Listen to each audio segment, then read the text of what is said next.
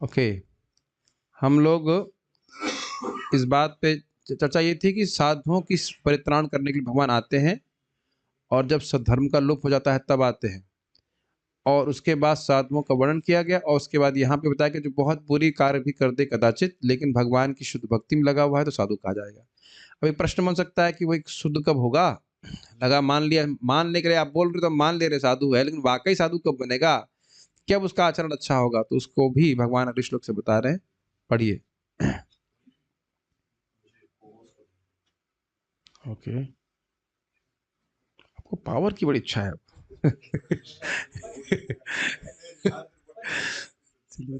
Class नहीं सुने जब तक को होस्ट नहीं बनाएंगे। ठीक है, ठीक है। हाँ ठीक है, ओके ओके, प्लीज स्टार्ट। आदत के कारण या संयोगवश वह कभी कभी अपनी असत प्रवृत्तियों के सामने झुक जाता हो। अगले श्लोक में श्री कृष्ण कहते हैं, क्षिप्रम भवति धर्मात्मा शश्वत शांतिम क्षिप्रम भवति, धर्मात्मा। एक व्यक्ति बोलेगा माइक पे, या तो आप या मैं। क्षिप्रम भवति धर्मात्मा शश्वत शांतिम निगच्छति कौन्तेय प्रतिजानीहि न मे भक्तः प्रणश्यति। क्षिप्रम भवति धर्मात्मा, क्षिप्र मतलब बहुत जल्दी, भवति हो जाता है, धर्मात्मा भवति मतलब मतलब प्रेजेंट टेंस में होता ही है। राम जाता है, राम गच्छति, क्षिप्रम भवति तो प्रेजेंट टेंस है, होता ही है, बहुत जल्दी हो जाता है धर्मात्मा। शाश्वत शांतिम निगच्छति, वह शाश्वत शांति को प्राप्त करता है, अब उसके हृदय में कोई परेशानी नहीं आती है, भगवान के धाम जाता है। कौन्तेयः प्रतिजानी, हे कुंती पुत्र तुम प्रतिज्ञा करो। क्यों? मथुरा के लोग कभी कभी झूठ बोलते हैं। ये अच्छा रंगन बोलते हैं, कभी कभी मथुरा वाले झूठ बोल देते हैं, तो इसलिए भगवान कह रहे हैं कि फिर वो कहते हैं नहीं, लेकिन अपने से नहीं, झूठ नहीं बोलेंगे। कौन्तेय प्रतिजानी ही न में भक्त प्रणश्य, जानते हैं कि भगवान अपनी प्रतिज्ञा भले तोड़ दे, लेकिन भक्त की प्रतिज्ञा कभी नहीं तोड़ते, तो इसलिए अर्जुन के द्वारा यह प्रतिज्ञा करवा रहे हैं कि मेरे भक्त का कभी नाश नहीं होता। अब इस पे बड़े प्रश्न बन जाएंगे कि क्या भक्त का शरीर कभी नष्ट नहीं होता? तो ये वादा तो भगवान ने कभी नहीं दिया। जातस्य ही ध्रुवो मृत्यु ध्रुवम जन्म मृतस्य च तस्मात् पर्यायार्थे न त्वं शोचितुमर्हसि, जिसका जन्म हुआ है उसकी मृत्यु भी होनी है, तो वो बात नहीं है। मेन बात है, मुख्य बात है, भगवान की भक्ति का लोप कभी नहीं होता। जितनी भी उसने आध्यात्मिक प्रगति करी है वह हमेशा उसकी रक्षा करते हैं भगवान। अब यह भी हो सकता है कि भगवान शरीर की रक्षा करें, जैसे प्रहलाद महाराज नहीं मरे, वो तो है ही, लेकिन हम सभी भक्तों पे, सामान्य भक्तों पे तो यही बात घटित होगा। ऐसा नहीं कि हम लोग शरीर नहीं छोड़ेंगे, लेकिन जन्म जन्मांतर हमारी भक्ति का नाश कभी नहीं होगा। ये नहीं है कि अब हम लोग कर्म के बंधन में पड़ करके शरीर प्राप्त करें। मैं फिर से रिपीट कर रहा हूं, सबसे बड़ा विध्वंस या सबसे बड़ा विनाश यह होगा कि कोई व्यक्ति कर्म बंधन में पड़ जाए, उसके अनुसार शरीर ग्रहण करे। और आप देख रहे हैं बड़ी ही भयानक और विकट स्थिति है वो। आप यस बोल रहे हैं, पहले विचार कीजिए मैं क्या कह रहा हूं।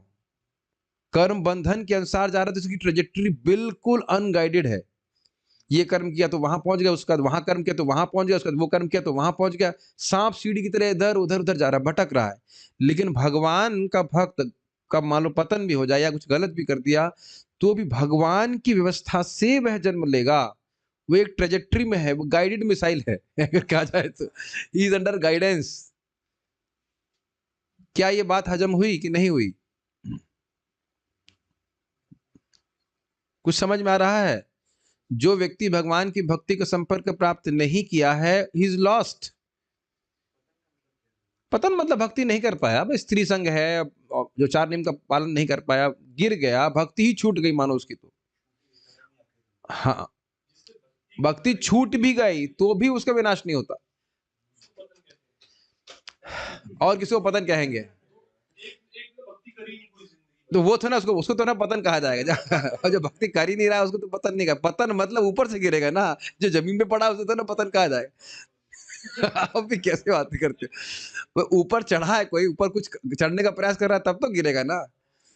तुम भक्ति की है, 4 माला, 2 4 माला, जो 5 माला, 10 माला, जो कुछ भी किया है, वो तो उसके अकाउंट में हमेशा के लिए चला गया, और भगवान उसको दोबारा अपनी कृपा से और अपनी व्यवस्था से जन्म देंगे। और बहुत से भक्त इस ग्रुप में इसी प्रकार के हैं। जिनको हम ग्रुप मत केवल यहाँ की बात नहीं कर रहा हूँ और काफ़ी लोगों की बात कर रहे हैं। हम लोग भक्ति के संपर्क में कोई पहली बार नहीं आए हैं। नहीं तो ये प्रभुपाद जी बड़ा स्पष्ट बोलते हैं, भक्ति इज़ अ इटर्नल प्रोसेस। मतलब युवावस्था में, कलयुग में कोई व्यक्ति भक्ति करने के प्रति इच्छुक हो जाए, तो अब ये नेक्स्ट टू इम्पॉसिबल बानी है, नेक्स्ट टू इम्पॉसिबल। और उसमें भी आप देख रहे हैं कि कुछ लोगों का बहुत उत्साह होता है भक्ति करने में। आज ही हम एक बात कर रहे थे कि 18 साल के बच्चे लोग कहाँ इतना कुछ फिलॉसफी में रुचि रखेंगे। हम देख रहे हैं हमारे ग्रुप में 18-19 साल के बच्चे लोग भी हैं। बच्चा हमारी दृष्टि से तो बच्चे ही हैं, लेकिन कितना कृष्ण भावना में, श्रीमद् भागवतम में, भगवत गीता में, फिलॉसफी में, सिद्धांत में रुचि है। ये तो क्या एक जन्म का है। जिसने यह देख लिया वह इसी धन को बढ़ाने के चक्कर में रहेगा।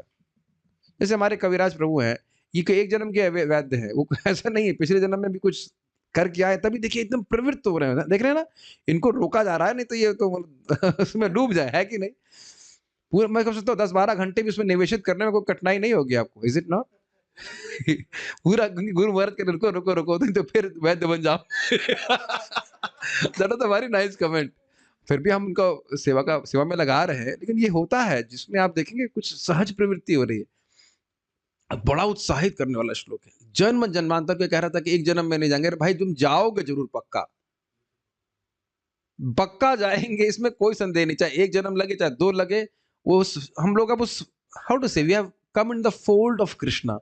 इसका अर्थ समझते हैं, फोल्ड ऑफ कृष्णा, भगवान कृष्ण के संरक्षण में आ गए।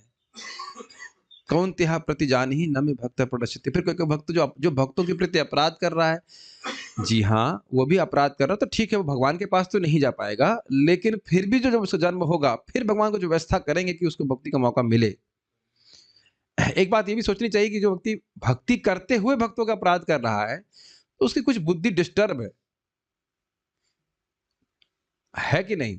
भक्ति करते हुए जो भक्त का अपराध कर रहा है, वह तो कुछ उसकी बुद्धि डिस्टर्ब है। मतलब वो, ये तो बेवकूफी की बात है, क्यों भक्तों से अपराध कर रहे हो, हमारा लाभ होगा भक्तों की सेवा करके। तो अब उसकी बुद्धि नहीं आ रही तो क्या करेंगे, थोड़ा एक जन्म और मिलेगा, और उसको अपने किए गए अपराध के भगवान कुछ दंड भी देंगे, लेकिन फिर भी ऐसा नहीं कि भक्ति का मौका नहीं देंगे।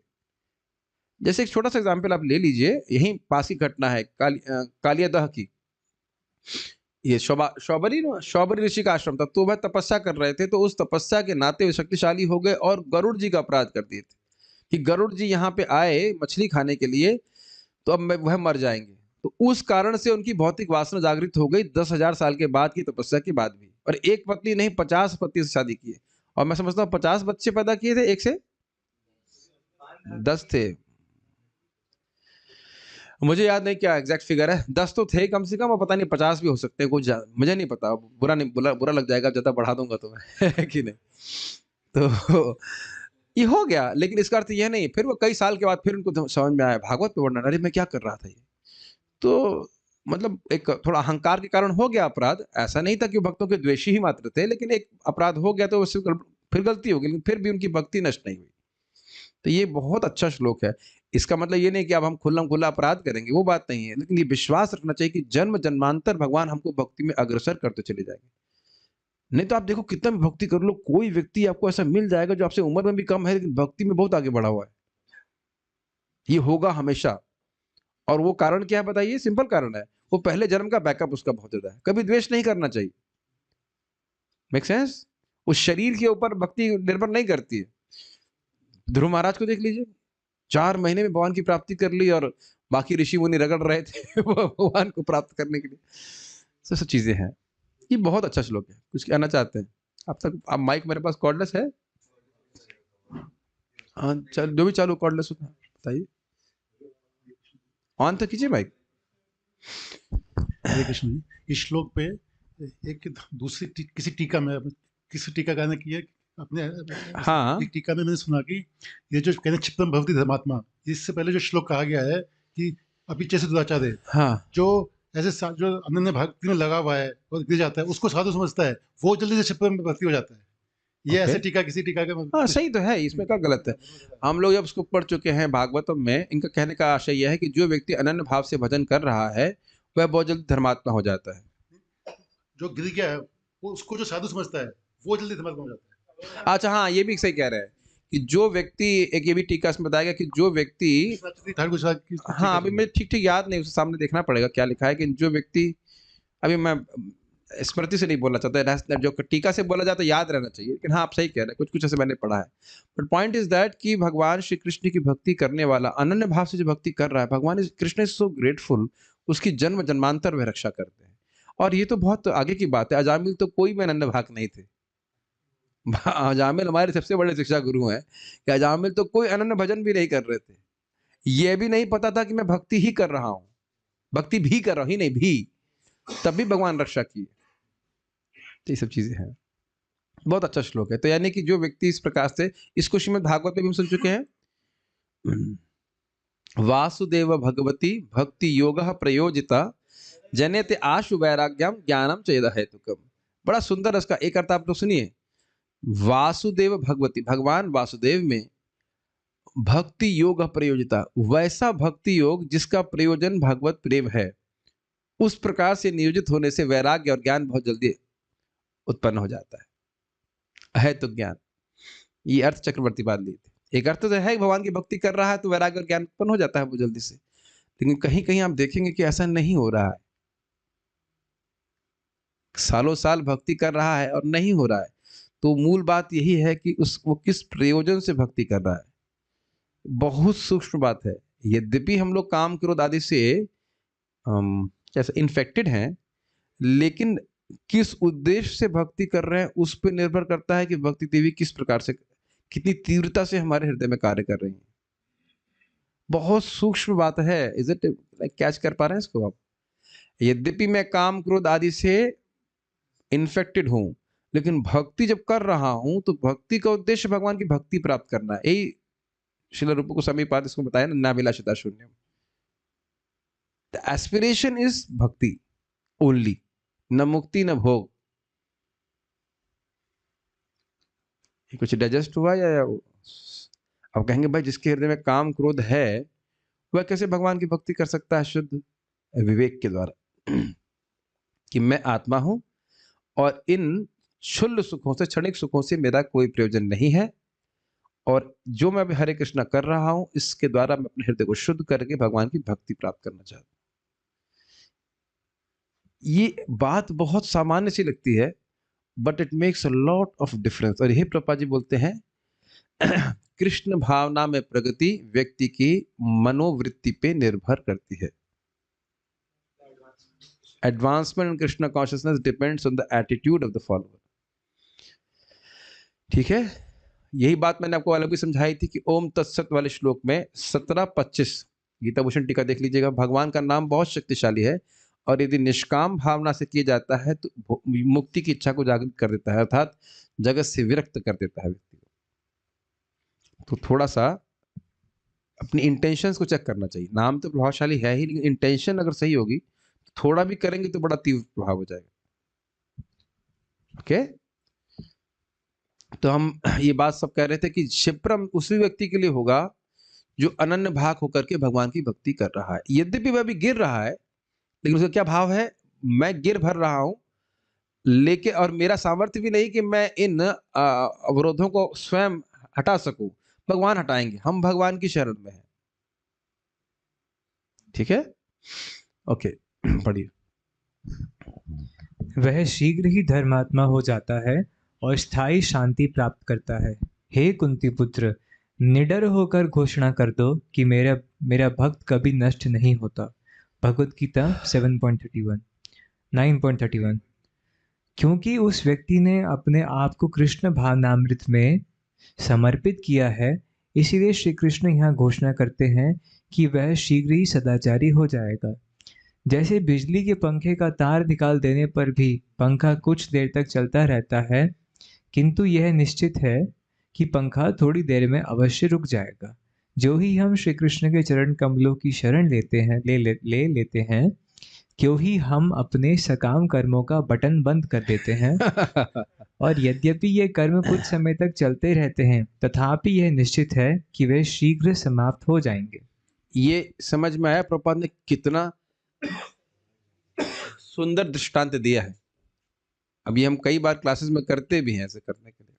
समझाने के लिए कि भाई फैन गर्मी में स्पेशली करते, जाड़े में नहीं करते, कि फैन चल रहा होता है, मैं बोलता फैन बंद करो, और कोई व्यक्ति भक्त उठते हैं और फैन बंद भी करते हैं, फिर मैं उनको मतलब ऐसे डांट लगाता हूँ, तुमको बोला नहीं, एक काम भी नहीं कर सकते हो, फैन बंद करने के लिए बोला, फैन क्यों नहीं बंद किया? नहीं नहीं प्रभु जी कर दिया है, लेकिन फैन बंद कर दिया तो चल क्यों रहा है? तो आप जान रहे हैं चल नहीं रहा है, वो धीरे क्रमशः क्रमशः वह रुक रहा है। Does that make sense? वो इनहा इंग्लिश आप लोग फिजिक्स पढ़े तो इनर्शिया कहा जाता है। इनर्शिया जानते हैं आप लोग? रोटेशनल इनर्शिया, लोग बहुत सारी थे, भूल गए सब। तो पहले का एक भाव है, अभ्यास, इस कारण से वो फैन घूम रहा है। ये आप लोग सुन तो बहुत बार चुके हैं, अप्लाई करते हैं? अप्लाई नहीं करते हैं। दूसरा भक्त अगर कुछ बर्ताव गलत कर दे तो ये नहीं समझ रहे हैं कि स्वभाव का कितना बड़ा प्रेशर है, कितना खराब आदमी, देखिए 5 साल से भजन कर रहा तब ऐसा बर्ताव कर रहा है, इसको भक्त कहते हैं?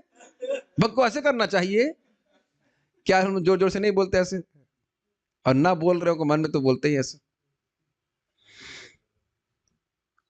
और भक्त मैं बोल रहा हूँ केवल मतलब ब्रह्मचारी नहीं, चाहे व्हाइट में हो चाहे कुछ हो, कोई ना कोई तो खराब बर्ताव करेगा ही। और अच्छा ये भी बता दीजिए, क्या सब लोग इसी प्रकार से अनन्य भजन कर रहे हैं? अनन्य भजन कहाँ हो रहा है सबका? तो भक्त के समाज में है, हमें अपना शुद्धिकरण करना है। अब कौन व्यक्ति कितना करना चाहता है वो उसके झोले की बात, उसमें झोले में पड़ा हुआ है, वो प्रोजेक्ट उसका है। मैं क्यों बोल रहा हूं को पता है? इसके द्वारा हम द्वैतता से बचेंगे, डुअलिटी से। ये आदमी तो अच्छा नहीं है और वो आदमी अच्छा नहीं है, ये भक्त ये दुर्गुण। तुम सभी के बाप हो, गुरु हो, बताइए, सब आप ही की शरण लिए हैं कि हमको बताइए कैसे भक्ति करनी चाहिए। ये मैं कई बार रिफ्लेक्ट करता हूं कि भाई ये करने तो मैंने ISKCON ज्वाइन किया हूं ना। Does that make sense? इसीलिए ज्वाइन किया है ISKCON, अपने शुद्धिकरण के लिए किए हैं। ये बात ये भूल जाते हैं हम लोग, अपने शुद्धिकरण के लिए किए हैं भूल जाते हैं। जब तक कोई साइन अप नहीं करता है कि भाई हमें गाइडेंस दीजिए, तो क्या जरूरत है उसके पीछे लगने की? वैसे भी नहीं सुनेगा आपकी बात। और बहुत दूसरी बात ये भी है कि आप मान लो दे रहे हो तो यह भी ध्यान रखना चाहिए कि व्यक्ति तुरंत नहीं मान पाएगा, अभ्यास पहले का है, तो we have to give that space to him. भाई वो हरे कृष्ण मंत्र कर रहा है, मुख्य बात है कि उसको साधना के लिए प्रेरित किया जाए कि अच्छे साधना कीजिए। अच्छे साधना करेंगे, धीरे धीरे करके वो अपने आप समझ में आ जाएगा, उसको अपने आप समझ में आ जाएगा कि मैं गलत हूं, यह भी तो समझ में नहीं आता लोगों को। कैसा अनुभव है आपको? खुद भी हम ऐसा करते हैं, सामने वाले भी समझ नहीं पाते कि वो गलत हैं। ये प्रैक्टिकली बात आप समझ पा रहे होंगे मैं क्या कह रहा हूँ। And it will take some time for him to understand this. मैं अपना ही उदाहरण दे रहा हूँ। जब मैं ज्वाइन किया था तो मुझे एक सेवा दी गई थी गेट पे खड़े रहने की, केवल मंदिर के ब्रह्मचारी आएंगे। अब उस वक्त हम जरा नए थे, जोश ज्यादा था कि भाई नहीं मन, और बाहर का ब्रह्मचारी का तो यहाँ नहीं घुसेगा, वो उधर खाएगा, ऐसा वैसा। तो भक्त लोग गुस्सा भी हो गए थे। अब समझ में आता है क्या हम मूर्खता कर रहे थे। अरे भाई खा लेने तो, ब्रह्मचारी बाहर का अंदर का, उसे क्या फर्क पड़ता है? वहीं पे यमराज हम ही बनने के लिए आए। इसीलिए ऐसी जगहों पे नए भक्तों को नहीं लगाना चाहिए, उससे बड़े अपराध बन जाते हैं। क्या फर्क पड़ता है? कोई इज इट नॉट, नहीं इंचार्ज ने बोला है करने के लिए, तो हम इसमें और कोई नया भक्त बड़े सीनियर भक्त को ऐसे मना करते, प्रेम से भी मना करेगा तो उसे बहुत बुरा लगेगा, है कि नहीं? हमको बोल रहे हो ऐसा करिए। मैं अपनी ही गलतियां बहुत सी दिखती हैं इस तरह से। तो धीरे धीरे धीरे करके व्यक्ति इवॉल्व होता है। We are infected by modes of matter nature. तो बहुत अच्छा एग्जाम्पल दे रहे हैं। अब सकाम कर्मों का बटन से क्या आशय है? भाई हम लोग तो इसी के अभ्यस्त है ना। सकाम कर्म मतलब भोग प्राप्ति के लिए किया गया कर्म। तो अब इसके अलावा किया क्या है जिंदगी भर, बताइए? इस जीवन में देख लीजिए तो 21 साल 22 साल जिसमें भी हम आए यही काम किया है। तो भैया हमने तो कोई भोग नहीं किया। आलू के पराठे कौन खाया है घर में दबा दबा करके? याद आ रहा ना, जलेबी और दही कौन सा पोड़ा है उसको? हम ही लोग तो खाए हैं कि नहीं? ठाकुर जी को भोग तो लगाए नहीं। ये तो नहीं कि बचपन से हम बस अब पैदा जब से हुए तो मतलब अन्न प्राशन से पहले पूछा ये भोग लगाए कि नहीं। ये नरोत्तम दास ठाकुर तो है नहीं। तो देखे ना, भोग करने के अभ्यस्त हैं तो अब धीरे धीरे धीरे करके वो भावना समाप्त होगी। कई बार लोग बोलते हैं लेकिन भगवान को भोग लगा के ही खाना खाऊंगा, ग्रहण करूंगा, ये भी बहुत बड़ा व्रत है, बहुत बड़ा व्रत है कि नहीं? यू आर ऑलवेज कॉन्शियस कि जो भी आप खा रहे हैं भगवान का प्रसाद होना चाहिए। कि बहुत बड़ा व्रत है, हल्का नहीं है। आप अब बहुत परीक्षा भी ली जाएगी। परीक्षा से बचना है तो घर से बाहर मत निकलिए। ये घर से बहुत दूर मत जाइए। ऐसे डोरी बांध दीजिए कि भूख लगे तो डोरी कितनी लग जाए वापस आ जाए और प्रसाद पा लें। ये बड़ा परीक्षा होती है, कहाँ जाएंगे, प्रसाद कहाँ मिलेगा। In this way we are conscious. इसको एक और एंगल से आप देखिए, भक्त ही, बहुत से भक्तों के से होगी व्यवस्था और जीवन में आएगा भी कि आप भौतिकता में बहुत प्रगति कर सकते थे, लेकिन अब भगवान की भक्ति करने से वो स्विच ही ऑफ कर दिए। मतलब आप कोई कहे कि संकल्प भी नहीं उठता है कि व्यक्ति उसमें धन प्राप्त करने के लिए सबके लिए प्रयास करे। This is a beauty of Krishna consciousness. ये दिखाता है कि वैराग्य हुआ है। कोई बाध्य नहीं है कि पैसा ना कमाए। हमारे सामने भक्त लोग दिख रहे हैं जिनके 75,000 रुपए का महीने का पैकेज मिल रहा है, कुछ मिल रहा है, तो पैकेज उन्हें डब्बे में डाल के रखा, नहीं करना। और यही दिखा रहा है कि कृष्ण भावना का में रुचि भगवान प्रस्तुत कर रहे हैं। देखिए, हम ऐसी बातें बोल रहे हैं जो प्रत्यक्ष भक्त लोग देख रहे हैं, ताकि इनको विश्वास हो जाए कि भक्ति कार्य कर रही, जो उनके संग घटित हो रहा है। और शायद भक्ति नहीं करते तो बड़ा पैकेज नहीं मिलता, लेकिन भक्ति कर रहे हैं तो माया देगी। पुणे में 14 लाख का पैकेज, 20 लाख का पैकेज, इत्यादि इत्यादि, है ना। आपको भी अमेरिका में बुला रहे हैं ना, ऐसे करके। क्या करोगे वृंदावन, भगवान के पास अभी थोड़ा ना जाना है, बाद में चले जाना है, बुढ़ापे में आ जाना है, इत्यादि इत्यादि। ये समझ में आया सकाम कर्मों का बटन कैसे बंद हो जाएगा। न सिर्फ खाना पीना, ये जो अन्य जगत में महान बनने की इच्छा है वह भी समाप्त हो जाती है। इस लाइक भगवान पंगु बना देते हैं। इंटरनली बिकम्स हेल्पलेस, कुछ करने का इच्छा ही नहीं करती जगत में। बड़ा अच्छा है ना, भक्ति really works very nicely and irreversibly also. अब ऐसा नहीं है कि हम कोई और जीवन सोच लें। अगर कोई अपराध ना हो तो अब भगवान की टच वुड नहीं हो कोई अपराध, थोड़ा सतर्क रहें तो अब बुद्धि में कोई और चीज आए, ऐसा संभव नहीं लगता है। ठीक है। और ये भी एक इंटरेस्टिंग है कि जब इस प्रकार की मति होती है कि हम भागवत पढ़ें, गीता पढ़ें, जप करें, तो ऐसे ही लोगों का संग करने लग जाएंगे, तो फिर से और भावना बढ़ जाती है कि यही करना है कि नहीं। पढ़िए। यह नितांत सत्य है कि जो कोई भी कृष्ण भावनामृत का आश्रय लेता है, उसे सदाचारी बनने के लिए पृथक रूप से कोई परिश्रम नहीं करना पड़ता। उसमें समस्त सद्गुण स्वतः आ जाएंगे। इससे पहले कि हम खाली सिद्धांत सीखें, पहले अपने ही जीवन में देख लीजिए। सबसे बड़ी तपस्या कलयुग में सुबह उठ के स्नान करना है। आप लोगों को नहीं लग रहा ना अभी। और क्या कहते हैं उसको, रिवर्स मारिए पीछे, जब हम भक्ति में नहीं थे, 10 बजे, कोई 12 बजे, कोई टाइम तो है नहीं नहा स्नान करने का। हाँ, ठंडी में तो ना रोज स्नान किया जाता है। वंशी ना भी आप कर, अब ब्राह्मण है आप तो। आईआईटी में तो 2 महीने का रिकॉर्ड बनाया था किसी ने, एक बना। आईआईटी में तो अच्छे है ना, एडवांस स्टूडेंट। 2 महीना कोई ना नहाए, और हमने तो सुना है गर्मी का रिकॉर्ड है ये। क्या स्थिति था होगा भाई। अब देख रहे हैं कि ऐसे कैसे लोग आते हैं। और सबसे बड़ी बात है कि एमलेस लाइफ थी। तो आप देख रहे हैं कि एकदम से ये सभी भक्त, I mean they can raise their hands, पता भी नहीं चल रहा है कि ट्रांसफॉर्मेशन हो कब रहा है, इतना सटल है। और एक्चुअली पहले दिन से जब हरि नाम जब करने लगे तो ट्रांसफॉर्मेशन शुरू हो रहा है। And you are feeling more and more attracted toward Krishna. और आप ये भी नहीं कह सकते कितना हो गए हैं, लेकिन पहले से बहुत अधिक है। क्वांटिफाई नहीं कर सकते ना, 2 किलो, 5 किलो, 3 किलो, बट पहले से अधिक है, ये अनुभव कर रहे हैं कितना। देखो, मैं इसलिए ऐसी बातें बोल रहा हूँ कि जो मैं एक्सपीरियंस कर रहा हूँ आप लोग भी एक्सपीरियंस कर रहे होंगे। ऐसा नहीं कि हम सब अनर्थ से मुक्त हो गए हैं, सब शुद्ध हो गए हैं, but we can't think of a different life. Miserable it will be, is it not. तो यही कह रहे हैं कि व्यक्ति को परिश्रम करने की जरूरत, जैसे सिंपल सी बात, जैसे आदमी दवा खा रहा है, अब उसको ठीक होने के लिए और कोई परिश्रम करने की जरूरत नहीं है, इज इट नॉट।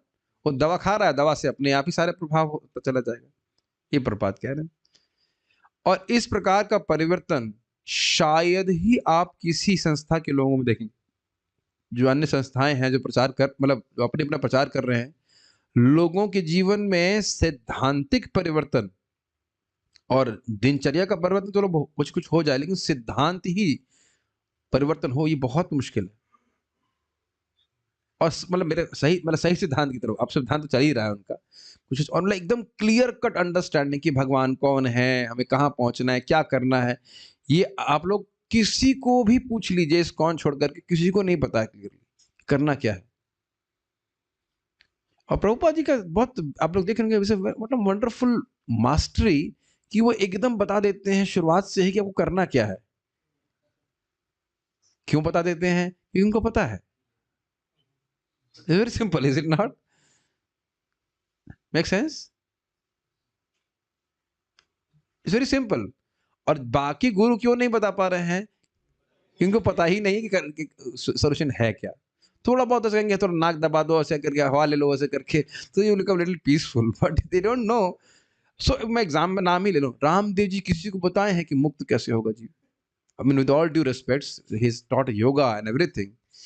आज तक किसी प्रवचन में बताए हैं कि भाई तुम ये करोगे तो तुम मुक्त हो जाओगे?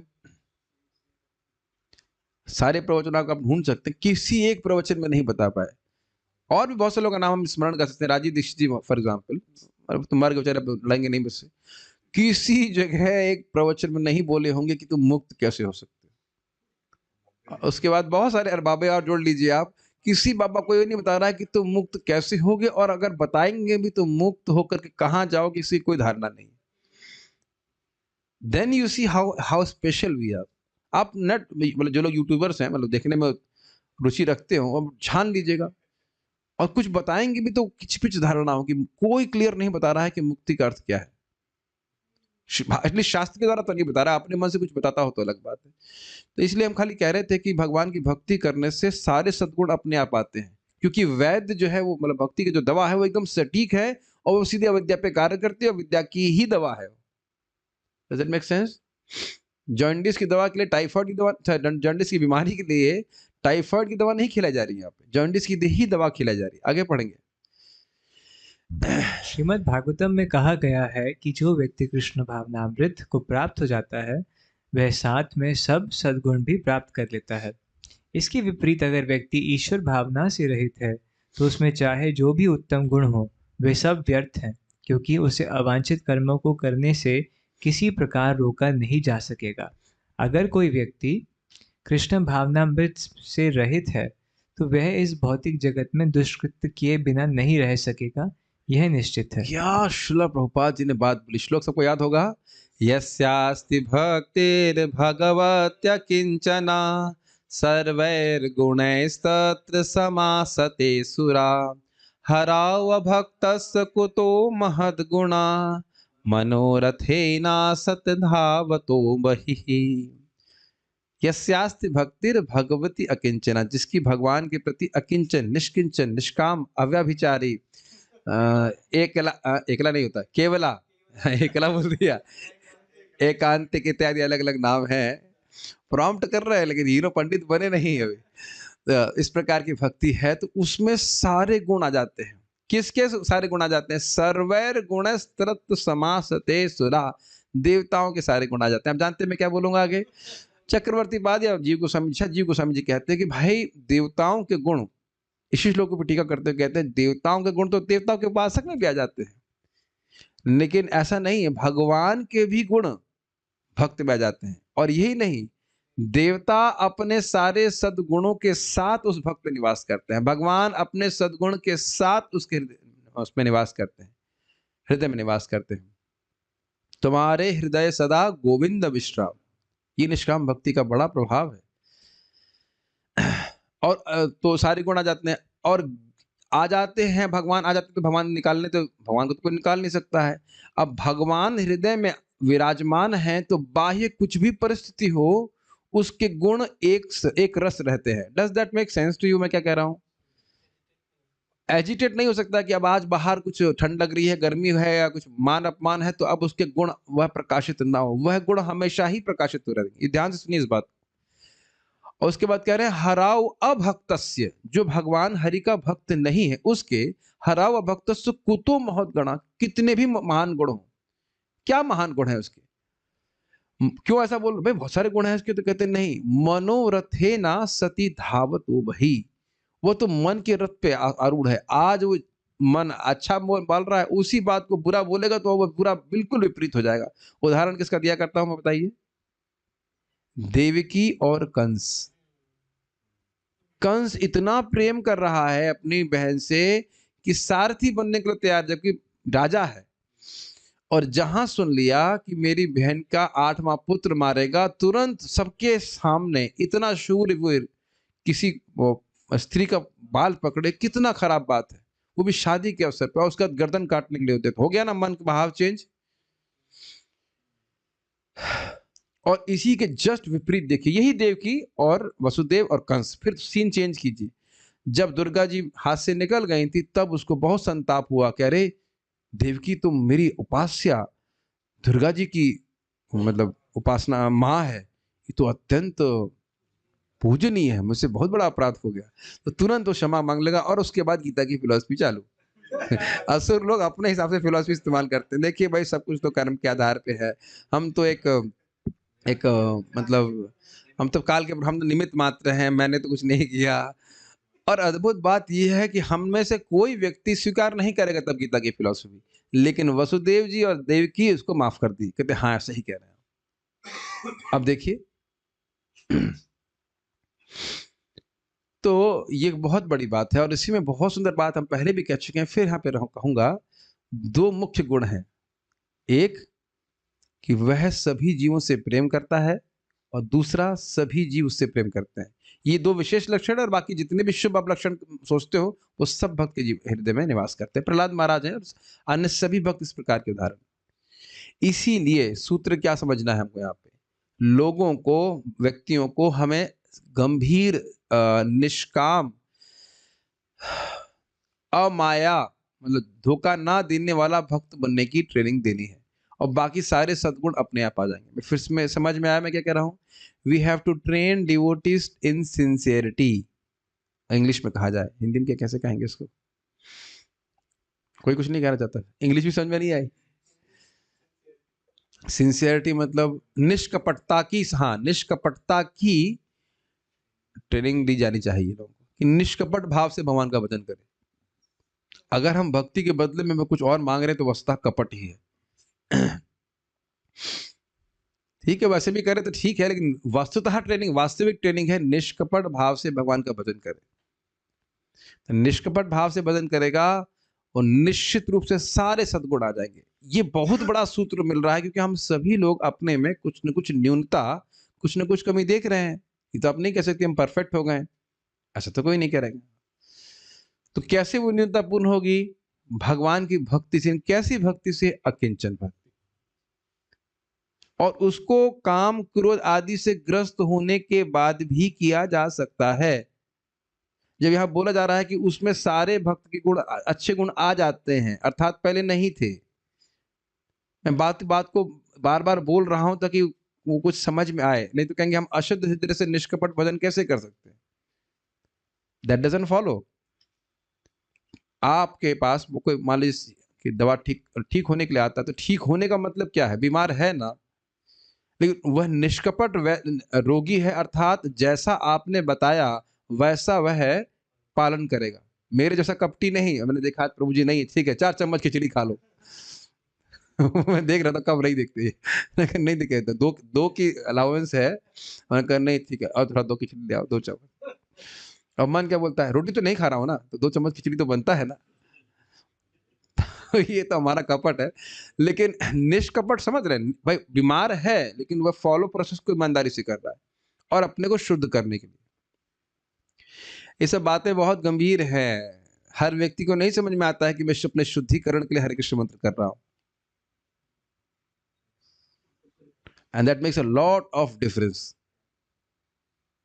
मुझे याद है कि एक, सभी लोग तो ऐसे नहीं होते हैं, लेकिन उसमें नियम बन गया था मंदिर में बैठकर सबको जप करना है। 1 घंटा जप किए, एक व्यक्ति ऐसे बोला, अरे भाई अब सब सजा समाप्त हुई।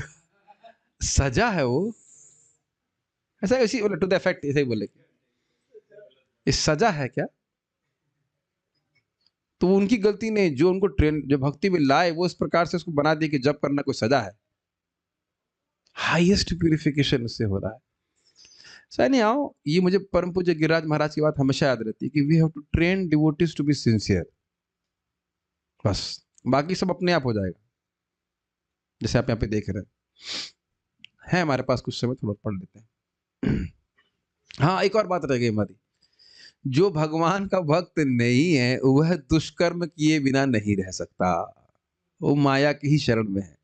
ये बात हम सब भक्तों को बहुत ध्यान पूर्वक सुननी होगी कि यद्यपि आपके कुछ कदम, मतलब ऐसा हो सकता है, मैंने भी सोच रहा हूँ कि आप लोग मान रहे हो, लेकिन हो सकता है कि आप कहो कि आपके भौतिकतावादी जो रिश्तेदार हैं वो बहुत अच्छे हैं और आपसे बहुत मीठा बोलते हैं, लेकिन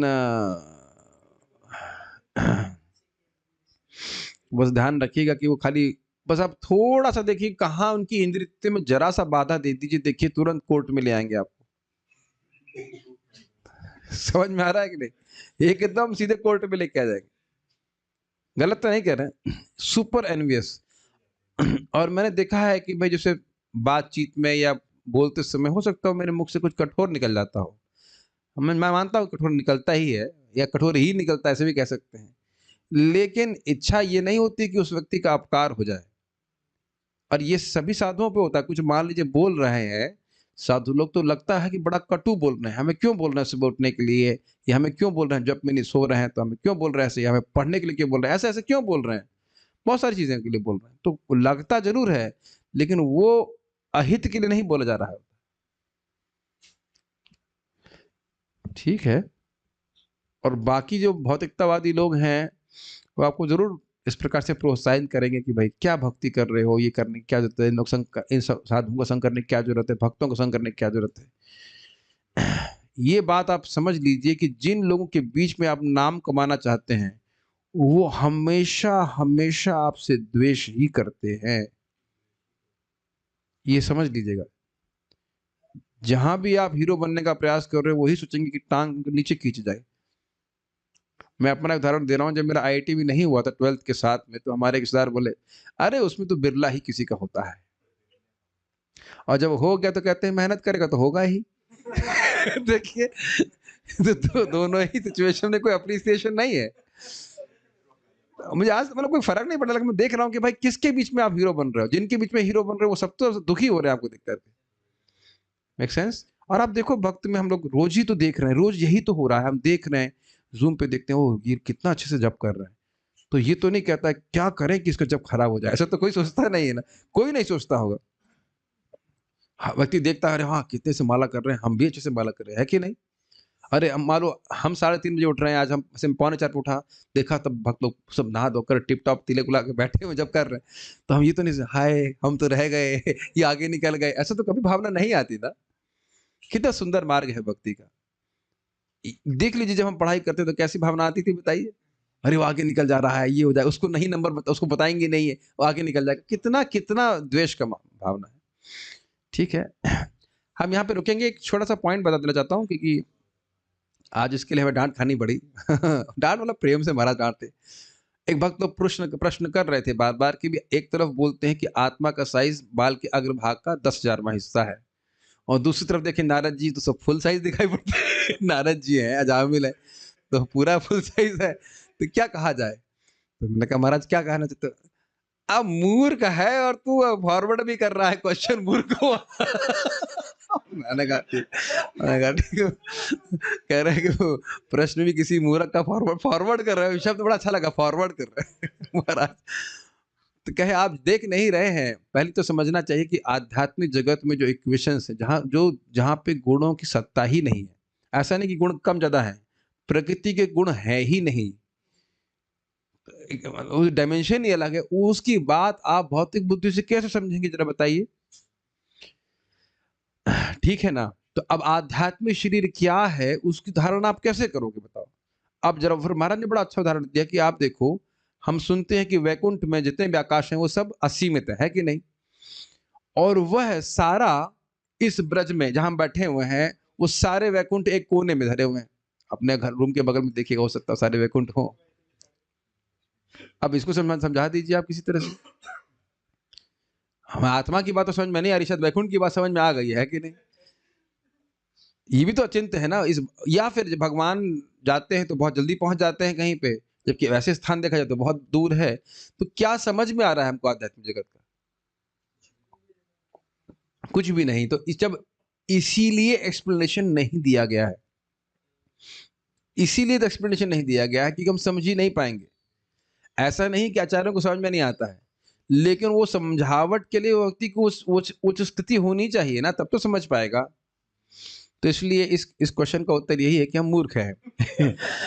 आत्मा का साइज 10,000वां भाग है, बाल का वह भी है, और नारद जी का साइज नहीं है, वो भी सही बात है, लेकिन वो सारा साइज जो वर्णन किया जा रहा है सब आध्यात्मिक लेवल से किया जा रहा है। ठीक है, तो अब हम दोबारा इस क्वेश्चन को फॉरवर्ड कभी नहीं करेंगे।